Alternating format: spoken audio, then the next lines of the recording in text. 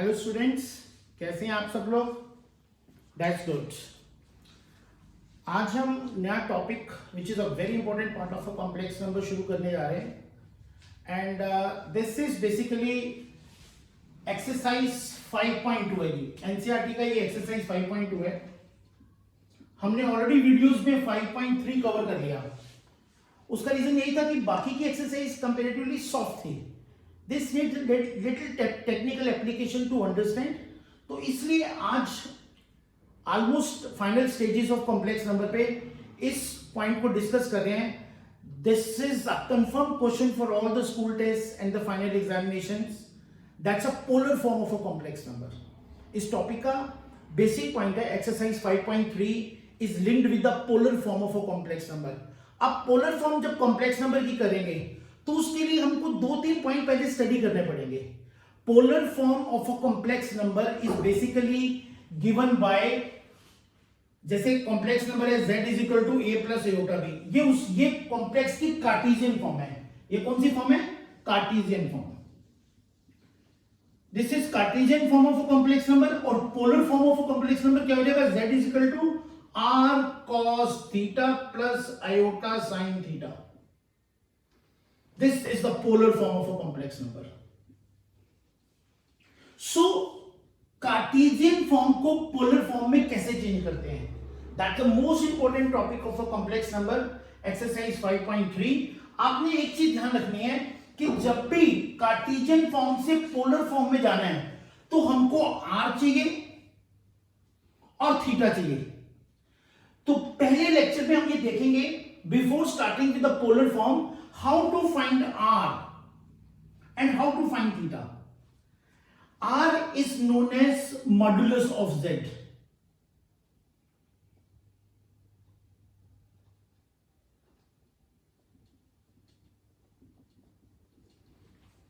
ठीक है जी। and this theta is basically argument of z कहते हैं इसको, argument of z। इसको एम्पलीट्यूड ऑफ जेड भी कहते हैं, एम्पलीट्यूड ऑफ जेड। इसको ऐसे लिखते हैं A R G, argument of Z, और A M P, amplitude of Z, कुछ भी लिखते हैं। So there are two things which we need to see, which we need to find making this Cartesian form of a complex number into a polar form.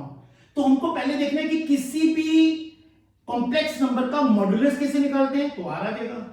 किसी भी complex number का argument कैसे निकालते हैं? This theta, this angle theta is argument of Z और amplitude of Z. A R G bracket में Z डाल दिया, ए एम पी ब्रैकेट में जेड डाल दिया। ठीक है जी। आप कोई भी बुक रेफर कर रहे हैं उसकी थ्योरी में आपको देखेंगे तो आपको ये पढ़ने को मिलेगा।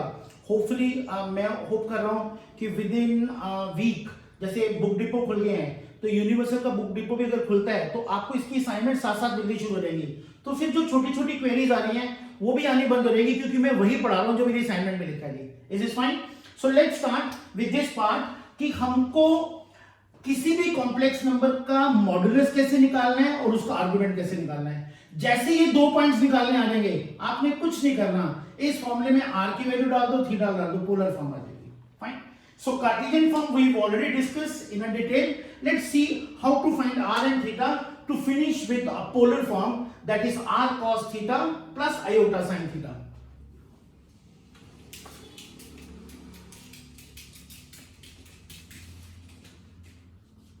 This is chapter 5, lecture 6, exercise 5.2. Fine. Let's start with this. This is first. Let's discuss geometrical representation of a complex number. अगर पोलर फॉर्म करना है तो उसके लिए 2-3 पॉइंट्स पहले करने पड़ेंगे। एक geometrical representation of a complex number, then how to find r, that is modulus of a complex number, and then how to find theta, that is argument of a complex number. जैसे इस वाले lecture में हम तीनों को study करेंगे, फिर detail polar form हम नेक्स्ट लेक्चर में जाएंगे कि 5.2 के क्वेश्चन कैसे कवर हो रहे हैं। 5.2 में question 1, 2 is linked with finding modulus and argument, and question 3 से लेके क्वेश्चन 8 नेक्स्ट क्वेश्चन है linked with finding a polar form. तो एक ही एक्सरसाइज में 3 क्वेश्चन दिए हुए हैं, find modulus and argument question 1, 2, find polar form में भी मॉड्यूलस और आर्गुमेंट चाहिए, तो वो क्वेश्चन नंबर 3 4 5 6 7 8 है. Fine. So detailed question will study in the next, but to study the question of exercise 5.3 I need to make you clear with this point कि how to represent a number in a plane, and then what is a modulus of a complex number in a geometrical form, and then argument of a complex number, that is theta. Fine. Let's start with this first point. This is geometrical representation of a complex number. Fine. See where this complex number is z a plus iota b. जिस plane में ये complex number represent किया जाता है उस plane को complex plane कहते हैं. Either we say it a complex plane, or we say it a Argand plane, or we say it a Gaussian plane. Fine. Complex number को जिस प्लेन में रिप्रेजेंट किया जाता है उसको कॉम्प्लेक्स प्लेन, आर्गेंट प्लेन और गॉसियन प्लेन कहा जाता है. But most commonly we say them Argand plane. Let us represent a complex number on a Argand plane और अ कॉम्प्लेक्स प्लेन. ये बहुत कम यूज होता है. फाइन. देखिए इसमें कवर कैसे करते हैं. This is the 11th class जिसमें हम कॉम्प्लेक्स नंबर का दिस कॉम्प्लेक्स प्लेन और आर्गेंट प्लेन पे रिप्रेजेंट कर रहे हैं. इससे पहले भी हमने कुछ नंबर्स को प्लेन में रिप्रेजेंट किया हुआ है. 9th और 10th क्लास में, 9th and 10th क्लास में we used to represent a point on the plane. Fine. And that plane was known as Cartesian plane. उस प्लेन को जो 10th में जिसके अंदर रियल नंबर रिप्रेजेंट करते थे x एक्सिस y एक्सिस को वर्किंग करके, that plane was what? Cartesian plane. अगर मैं थोड़ा सा Cartesian plane को एक बार डिस्कस करूं, fine, before coming to the complex number to represent a plane, let's see what a Cartesian plane was.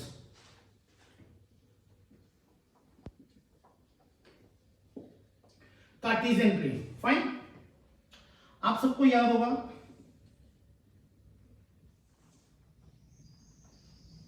this was x axis, 9 10th division of 9 10th Cartesian plane. Fine. Then we'll come for a, this is real number 9 10th. Then we'll come for a complex number, that is representation of a complex number on a plane, complex plane or Argand plane. Fine. This is a review point. This was x axis, this point was origin 0 0. These are all x positive, 0 0, x negative, all y positive, all y negative. Fine. तो अगर मैं इस वाले coordinate में plane को represent करता था तो x एंड y दोनों पॉजिटिव आते थे फर्स्ट क्वाड्रेंट. सेकंड क्वाड्रेंट में अगर पॉइंट आएगा, सपोज करो कोई पॉइंट आया, let us say this point A, let now the B point which is in the second quadrant. तो सेकंड क्वाड्रेंट में जब किसी पॉइंट को लिखेंगे तो x नेगेटिव हो जाएगा और y पॉजिटिव आ जाएगा. लेट अस से 2 minus, this is x is negative -2 +3. Fine. Third quadrant में अगर किसी प्लेन को रिप्रेजेंट, किसी पॉइंट को रिप्रेजेंट करते हैं, लेट अस से थर्ड क्वाड्रेंट में अगर मैंने किसी पॉइंट को रिप्रेजेंट किया तो दिस ये पॉइंट सपोज करें C पॉइंट है, तो ये C पॉइंट क्या रहेगा जी, इसमें x भी नेगेटिव आएगा और y भी नेगेटिव आएगा. लेट अस से -2 -3 a point. Fine. Fourth quadrant में अगर किसी पॉइंट को रिप्रेजेंट करना है फोर्थ क्वाड्रेंट में, late us say this point is D, उसमें क्या आएगा, x पॉजिटिव आएगा और y क्या है, नेगेटिव आएगा. लेट अस से 2 -3, कोई भी पॉइंट ले लीजिए. आप किसी भी पॉइंट को जब फर्स्ट क्वाड्रेंट में रिप्रेजेंट करेंगे तो x और y पॉजिटिव आएगा, क्योंकि वो पॉइंट जैसे ये पॉइंट है, इसका x ये है और इसका y ये है. सेकंड क्वाड्रेंट में किसी पॉइंट को रिप्रेजेंट करेंगे तो उसका x नेगेटिव आएगा और y पॉजिटिव आएगा, क्योंकि इस पॉइंट का x ये है, नेगेटिव है, ये नेगेटिव और y पॉजिटिव. थर्ड क्वाड्रेंट में जब रिप्रेजेंट करते थे जूनियर क्लासेस में, जब रियल नंबर वर्किंग करते थे, उस केस में अगर थर्ड क्वाड्रेंट में है तो x भी नेगेटिव आएगा और y भी नेगेटिव आएगा, क्योंकि ये x है और ये y है. फाइन. फोर्थ क्वाड्रेंट में अगर कोई पॉइंट प्लेस करते हैं तो उस केस में x पॉजिटिव आएगा और y नेगेटिव आएगा. फाइन. x पॉजिटिव आएगा और y नेगेटिव आएगा. This is what we studied in class 9 10. Fine. फिर then we used to write point to represent a straight line. तो 3 पॉइंट को रिप्रेजेंट करते थे, उनको ज्वाइन करते थे, स्ट्रेट लाइन आती थी. Fine. So this was working we have done already on a Cartesian plane. Same we'll use to place the point in a complex plane or Argand plane. Cartesian plane वाला ही x axis y axis लगेगा and we can place a working of a complex number in a Argand plane. देखिए अब complex number को कैसे represent करेंगे. ये मैं रब कर दिया मैंने Cartesian plane. Now we are purely for a complex number.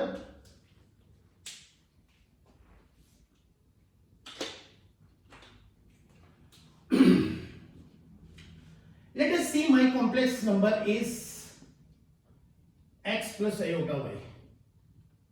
How to represent complex number in a plane? Fine.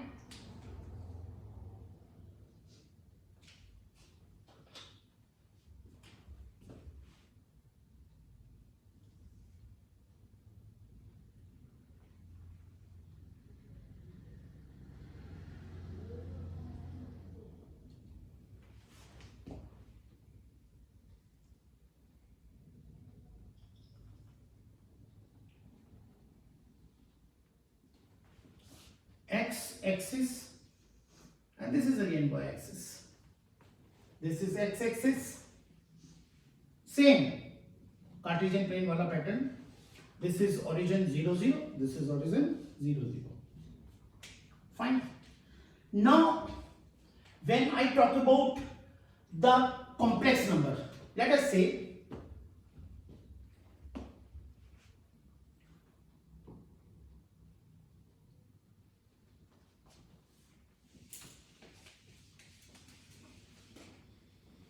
if I take some point out here, a point which is in the first quadrant, fine, let's say it's 2 3, b point in the second quadrant, कोई भी एक point है, a point से first quadrant में है point, b point second quadrant में है, fine. Once it is in a first quadrant, x and y positive, it's in second quadrant, x is negative and y is positive, fine.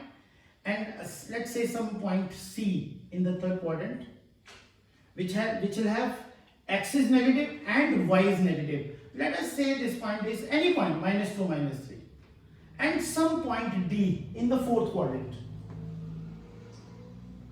D point will have x positive and y negative. X positive, let us say x positive is 2 and y negative is -3. A point, x and y both positive, x negative, y positive. This is x negative and y negative, and fourth is x positive and y negative. These are the 4 points A, B, C, D that used to plot in a Cartesian plane. Fine, 10th working. Now, if I transfer this point into a study of a complex number, fine, then this point which is 2 3, A point जो 2 3 है, what this point will represent? This point will represent a complex number. Cartesian में ये point 2 3 है, but complex number में अगर a point हो complex number, तो a complex number अगर कोई पॉइंट है, let us say this complex number is z1, then this is given by 2 plus 3 iota. This is x, this is y. x की जगह आ जाएगा 2 और y की जगह आ जाएगा 3, तो this number will become 2 plus 3 iota. This is x, this is y, this is x, this is y, this is x, this is y.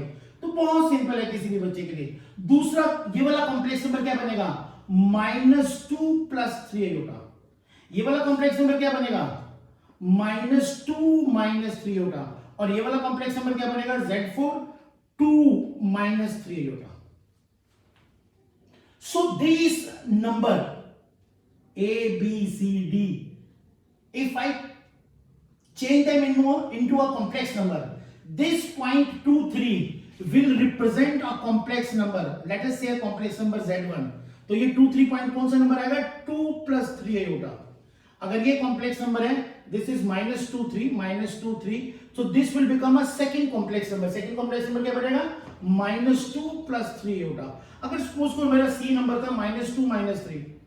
Now in a complex argand geometrical representation of complex number में ये क्या बन जाएगा? Z3 third complex number -2 -3 iota. Fine. And if this complex number is 2 -3, तो my Z4 मेरा fourth complex number 2 -3 iota बन जाएगा. Very simple. Other way around if you see, this number will become this complex number.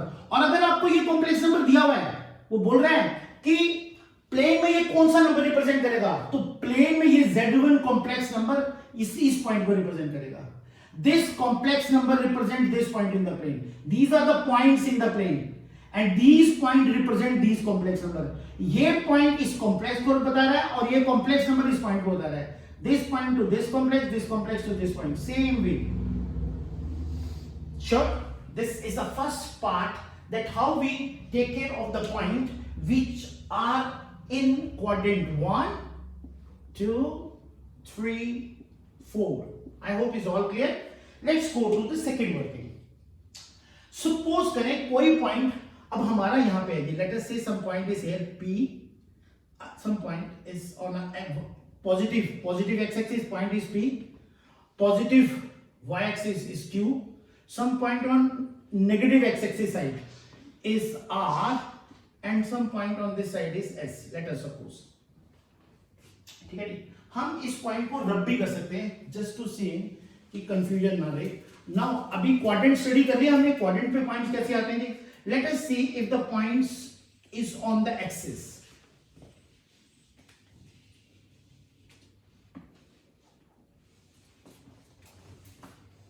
Same, अगर 4 point axis पे हैं या कोई point origin पे है O, so how these point will now transfer into a complex numbers? Say 0 O is 0 0, fine. P point, let us say P point, here we have this number x is 1 2 3, so this point will become 3 0. Q, let us say this is 2, so this point is x is equal to 0 and y is 2. Let us say this point is 1 2 3, so x is minus 3 and y is 0. And let's say this point is 1 2 3 4, x is 0 and y is minus 4. X positive, y 0, x 0 y positive, x 0 x minus x negative y 0, and here it is y negative and x 0, fine. And this is S point which is 0 minus 4, 0 0, this is origin 0 0, fine. P 3 0, Q 0 2, minus 3 0 and 0 0 minus 4, fine. Now what this point will represent? Simple. This point, let us say again, let us say this is a Z1 number and this will become what? 0 plus 0 iota, which is equal to 0.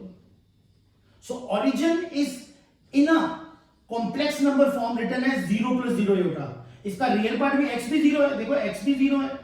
If this is a point in a argand plane, अगर ये point argand plane में है तो complex number कौन सा represent करेगा? x है, ये value y की value है. आप इस कॉम्प्लेक्स नंबर में रिप्लेस करें, x की जगह 0 y की जगह 0, that give you this number.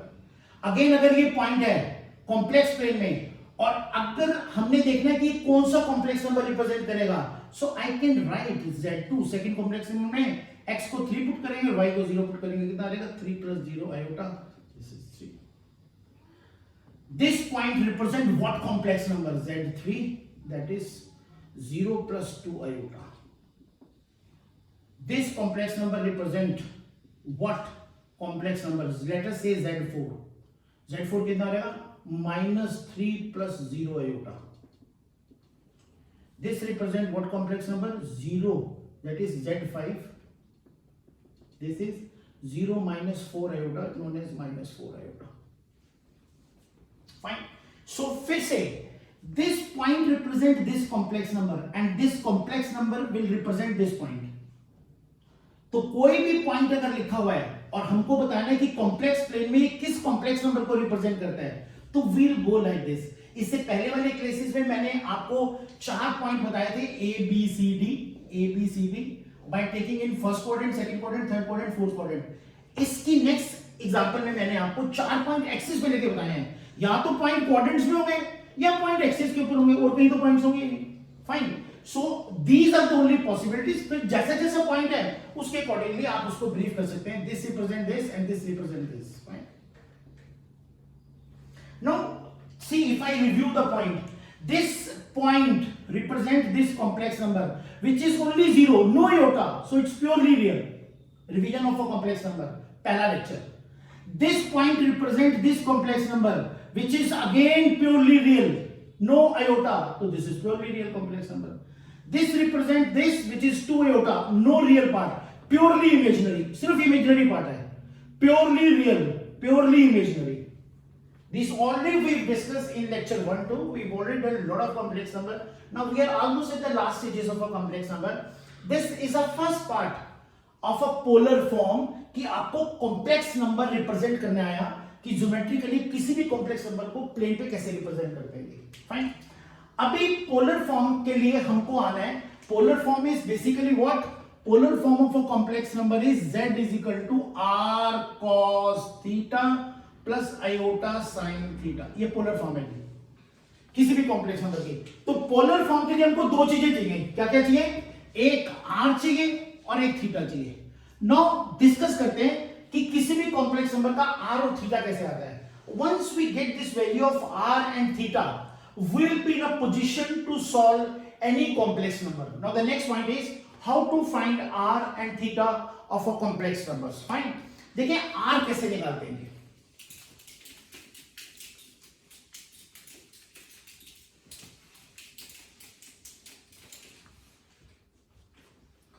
r,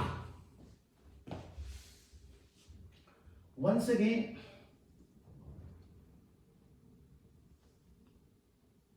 if this is some complex number p, if z is equal to a plus iota y या x plus iota y is a complex number, fine, then this complex number represents a point p which is xy. अभी हमने discuss किया. सो p point in a argand plane represents the complex number x plus iota y. ये point इसको represent करता है और ये complex number इस पॉइंट को रिप्रेजेंट करता है. अगर कोई भी पॉइंट आर्गेंड प्लेन पे हमने प्लेस किया है, fine, and if I draw this perpendicular,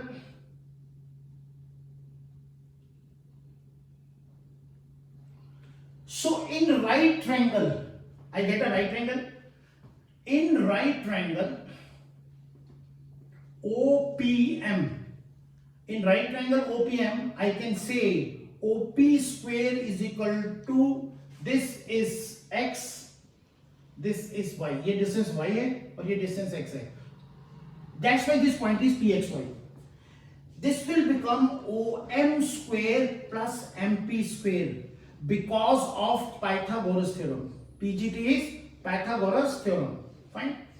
Hypotenuse square is equal to base square plus perpendicular square. Fine. This can be written as x square plus y square. And this is OP. अगर मैं square हटाऊंगा तो यहां पे क्या हो जाएगा? Under root x square plus y square. It's a very important point. This OP is basically absolute of z. इसको represent किया जाता है एब्सोल्यूट ऑफ z से. इसको किससे रिप्रेजेंट किया जाता है? एब्सोल्यूट ऑफ z से रिप्रेजेंट करते हैं. सो OP को एब्सोल्यूट ऑफ z भी कहते हैं और r भी कहते हैं. r modulus of complex number. ये कॉम्प्लेक्स नंबर का जब एब्सोल्यूट z निकालना है तो क्या हो जाएगा? Under root of x square plus y square. So that's basically required in a polar form. ये हमने ऑलरेडी भी थोड़ा सा डिस्कस किया हुआ है. पर पोलर फॉर्म में सबसे पहले कोई भी कॉम्प्लेक्स नंबर का z या r निकालना है. r and z is one and the same thing. Fine. So the first point how to get r is you just need to take care. r के केस में क्या होगा? This is z. इसको ऐसे भी लिख सकते हैं which is square root of real part of z. Square plus imaginary part of z square. इसको पोलर फॉर्म कहते हैं. This is sorry real part of z square plus imaginary part of z square is absolute of z. This can be written as this. What is x? Real part of z. अगर इस complex number का real part देखूं तो real part of z क्या है? x. और इस complex number का इमेजिनरी पार्ट क्या है? इमेजिनरी पार्ट ऑफ z क्या है? y. तो अगर मैं real part of z is x, imaginary part of z is y, and I can write this x as real part of z.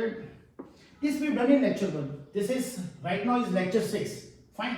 तो कोई भी चीज जो बच्चा सीधा लेक्चर सीख देगा उसको बहुत सारी प्रॉब्लम आएंगी. If you want to be thorough with the concept You have to view it right from lecture 1, homework, lecture 2, practice, lecture 3, practice. So today we have clear the point that how to find modulus of a complex number. Fine. Next video I'll brief you how to find theta. Theta is a very important part. This is a very important part. How to come down to theta. So fine. So we are through with modulus of a complex number, and this is all for this video. Next video I'll brief you how to find theta. जैसे ही r and theta clear होगा, we will be there to find a polar form of complex number. Polar form of any complex number z is given as r cos theta iota sin theta. कुछ नहीं करना, आपको हर question का r निकालना है. This is r निकालना है और थीटा निकालना है और इस फॉर्मूले में पुट कर देना है, पोलर फॉर्म आ जाएगी. ठीक है जी. But that again a very important concept to find a theta. This is okay for this lecture, and see you in the next class to brief you the theta argument of a complex number. Very important. Fine. Till then, stay home, stay safe. Bye bye. See you in the next class. Thanks a lot. Thank you very much.